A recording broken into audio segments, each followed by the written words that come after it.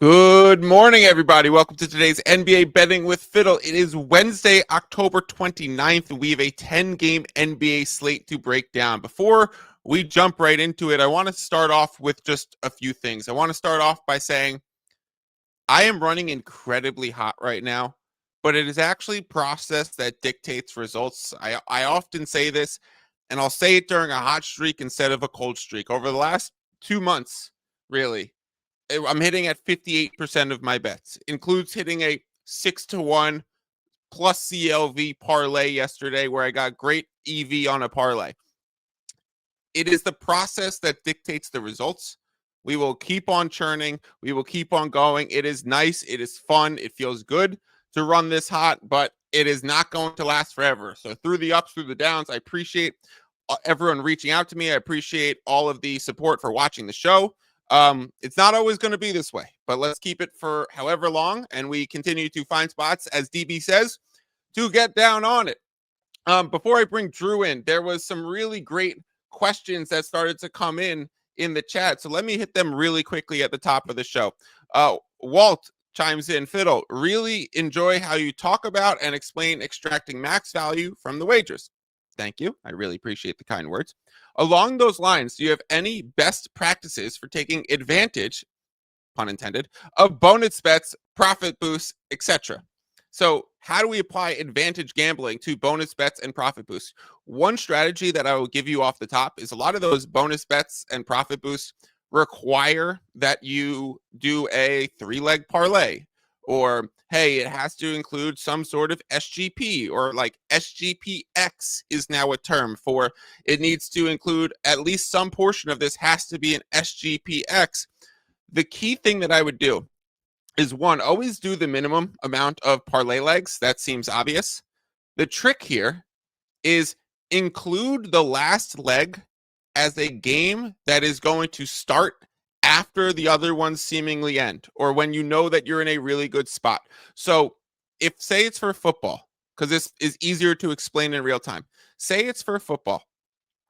Then what you should do is, if you have a 4-leg parlay SGP boosted odds for 30% or whatever, what you should do is grab some in the Thursday, 1 p.m., 4 p.m., Sunday night, Monday night, whatever you want to do, but make sure your last leg is either in the Sunday night or Monday night in an island game. So that way, if you want to hedge it, if you want to open a middle, say you get closing line value and you want to open a middle with that last leg, you have the most flexibility within your wager. If it's asking that part of your thing must be an SGPX, then stack the SGPX into the early slate. And if you hit both of those, you have one lone leg later that hopefully you gain closing line value on, and you could possibly open a middle or hedge if it's the right thing to do. Oftentimes, you just want to let it ride, but you want to have that flexibility, and having those options is an advantage technique. And I highly support playing boosts and those things as well.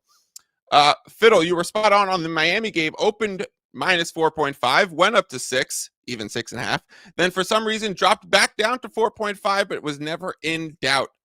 Norman Powell was a late guy added to the injury report and announced out for that game for Miami. And so Norman Powell was the reason why it got kicked back.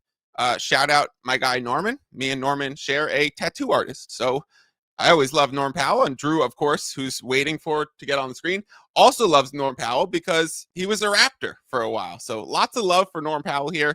Was a late scratch yesterday. So one thing that I'm waiting, learning, processing in real time is, because of the NBA betting scandals that are going on right now, how are the injury reporting going to change? Obviously, Adam Silver sent a memo to the teams, and that's kind of top of the news right now, saying transparency and injury reporting has to be more upfront. Who's going to play? Who's actually at shoot around?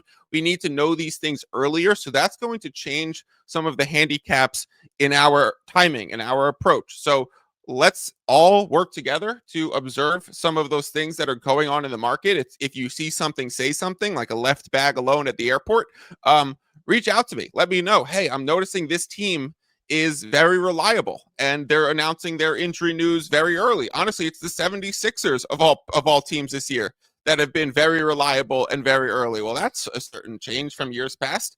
If you notice a certain beat writer that's getting things right very often, if you notice one team that's still being a little bit shady and not reporting things until late in the afternoon, and their shoot around report differs from their actual injury report when the game starts, start taking notes and observations of those things, send them to me, and I will just compile a large document and a database to work off of. And Nick chimes in saying, I really don't want to dance, but for fiddle, I will.